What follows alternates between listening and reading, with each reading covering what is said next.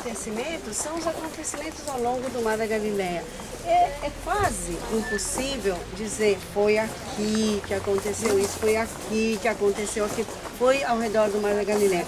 Mas há índices, como nós vimos agora no lugar onde nós estávamos. E aqui é um lugar onde até hoje os pescadores, por causa das termas e das águas que aqui tem, que atraem peixes. Outro dia eu cheguei aqui, tinha um cardume, bem aqui, pertinho, né? Um cardume lá, uns peixinhos pulando. E é o lugar onde os peixes estão aqui. Tinha um ali que nós agradecemos. Tá vendo? Esse é o local, porque a água é mais agradável, então os peixinhos vêm para cá e os cardumes. Então é um lugar que provavelmente estavam pescando.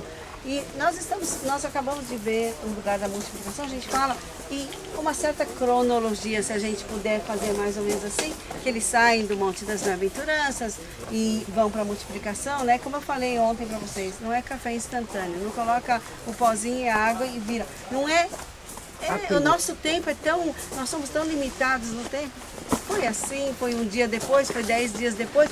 Uma das vezes eles descem e acontece essa multiplicação. A gente sabe que aconteceu até mais de uma vez esse acontecimento.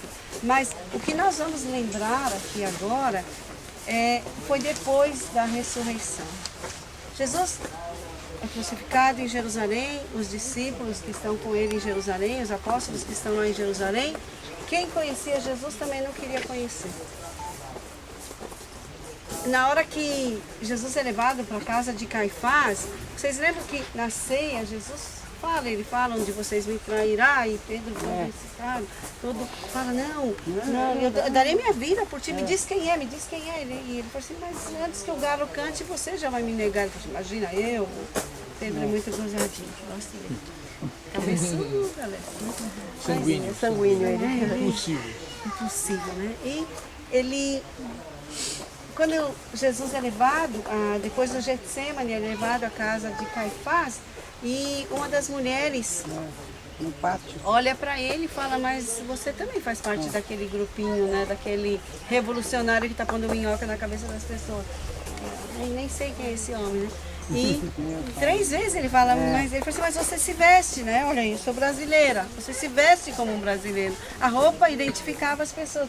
Você se veste como ele, você fala como ele, mas não sei quem é esse homem. E Jesus, então, o galo canta e Pedro, ele fica amargurado, né? Ele fica arrasado. E eles estavam lá e depois... Mas já o mais Jesus... bonito disso, eu acho que Jesus não olhou para ele com rancor, né? Olhou com um olhar de amor, de perdão. Né? E Jesus depois se manifesta 3 vezes, a gente sabe que as mulheres estão preocupadas, quem que vai rolar a pedra do sepulcro, e quando Maria Madalena chega lá perto e ela vê que a pedra está rolada, e ela vê ela não sabe bem quem é, né? Que ela encontra, né? Que é próprio um anjo, um jardineiro, que era o jardineiro, fala assim, que fizesse com o meu Senhor, eu irei buscá-lo aonde ele estiver. E Jesus fala, por que buscais entre os mortos aquele que está vivo? E ela vai para a cidade. Essa é a primeira vez. Na segunda vez, os de Emaús, os viajantes de Emaús. Eles estão tristes, porque Jesus falou, o que aconteceu? Que cara é essa? Né? Um detalhe, Emaús fica em que região aqui? Perto de Jerusalém. 8 quilômetros de Jerusalém. Tá. Eles estão vindo de Jerusalém. Eles escutaram as notícias, estão tristes. E em direção ao Mar Morto ou do lado de cá? Em direção a Tel Aviv. E ele pergunta e eles falam, mas deve ser o único que não escutou o que aconteceu. O Filho de Deus foi crucificado em Jerusalém. E Jesus fica com eles, enquanto eles discutem quem vai ficar com Jesus, ele parte o pão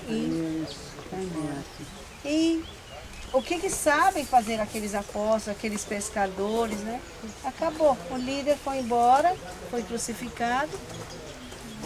Eles não têm nem identidade mais, eles estão lá no mar, pescando. E esse é o lugar que eles conhecem, eles sabem que aqui tem muito peixe, e eles vão pescar, pescam a noite inteira, mas não pescaram nada.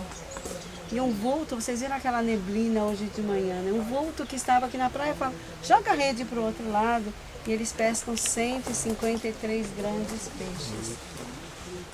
E Jesus... aqui, fazendo as pedras, prepara as brasas e Pedro já se veste, se cinge, já vem para cá e Jesus pergunta, tendes algo a comer, né? Na hora que Pedrinho traz os peixinhos, o coração dele aperta assim. Ele vê aquelas brasas, né?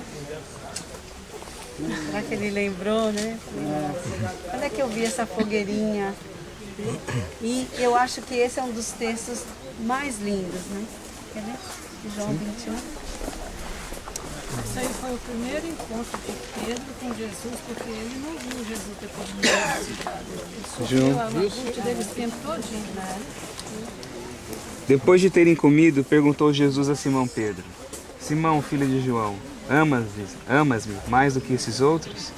E ele respondeu: Sim, Senhor, tu sabes que te amo. E ele lhe disse: Apacenta os meus cordeiros. Tornou a perguntar-lhe pela segunda vez: Simão, filho de João, tu me amas? E ele lhe respondeu: Sim, Senhor, tu sabes que te amo. Disse-lhe Jesus: Pastorei as minhas ovelhas. Pela terceira vez Jesus lhe perguntou: Simão, filho de João, tu me amas? Pedro entristeceu-se por ele lhe ter dito pela terceira vez: Tu me amas? E respondeu-lhe: Senhor, tu sabes todas as coisas, tu sabes que eu te amo. Jesus lhe disse: Apacenta as minhas ovelhas. E ele continuou dizendo: em verdade te digo, que quando eras mais moço, tu te cingias a ti mesmo e andavas por onde querias. Quando, porém, fores velho, estenderás as mãos e outro te cingirá e te levarás para onde não queres. Disse isso para significar com que gênero de morte Pedro havia de glorificar a Deus. Depois de assim falar, acrescentou-lhe: Segue-me. Então Pedro, voltando-se, viu que também eu ia seguindo o discípulo a quem Jesus amava, o qual na ceia se reclinara sobre o peito de Jesus e perguntara: Senhor, quem é o traidor? Vendo-o, pois, Pedro perguntou a Jesus: E quanto a este? Respondeu-lhe Jesus: Se eu quero que ele permaneça até que eu venha, que te importa? Quanto a ti, segue-me. Então se tornou corrente entre os discípulos, entre os irmãos, o dito que aquele discípulo não morreria. Ora, Jesus não dissera que tal discípulo não morreria, mas se eu quero que ele permaneça até que eu venha, que te importa? A história aqui, Pedro, aquele jeitinho dele, né? Jesus, ele sobrepõe as imagens, né? Eu acho bonito isso, como a Selma estava falando aqui. Ele faz a mesma cena. E você encontra no Novo Testamento os dois momentos que você tem o braseiro ali e Pedro, que é nos textos da negação e aqui nesse momento, nesse lugar. Então Jesus, ele faz a mesma coisa. E ele só pergunta para Pedro se ele ama só. Não tem disciplina, não tem castigo, não é? Se fosse algum pastor de igreja, vai assim: olha, agora você vai ser disciplinado em 3 meses, não é mesmo? Ou então você vai ter que refazer a sua classe de estudos bíblicos para poder começar de novo, se você apostatou, né? Nada disso. A única coisa que importa para Jesus é saber se ele ama. Você me ama? Então, se essa é a condição, se você me ama, você pode cuidar então das minhas ovelhas. É a única coisa que ele tem. E aí ele fala: olha, você, Pedro, aqui Pedro já é um Pedro já mais de meia idade, né, pelo que a gente percebe, né?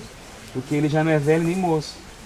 Ele fala: quando você era moço, você ia para onde você queria, você se vestia, você se preparava, você era o dono do seu nariz. Mas quando você for mais velho, você vai estender a mão para quem não quer e vão te levar para onde você não quer. E o que acontece com a gente quando vai ficando velho, né? Eu vou chegar no momento que vão colocar a calça aqui embaixo do peito aqui para mim, né?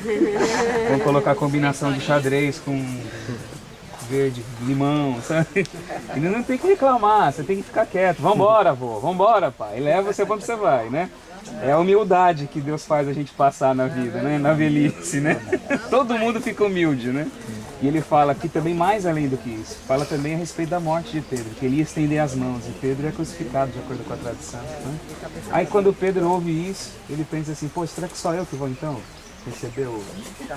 Aí vem o Pedrinho lá, o famoso Pedrinho impulsivo, né? Aí ele olha, vê João e fala assim: é só eu que vou levar então, e esse aqui? Né? E quanto a esse aqui? Qual que vai ser a dele? Né? E tudo aqui nesse mesmo lugar. Esse aí que tá fazendo aqui com a gente? Qual que vai ser a desse aqui então? Porque eu vou me dar mal, mas esse aqui?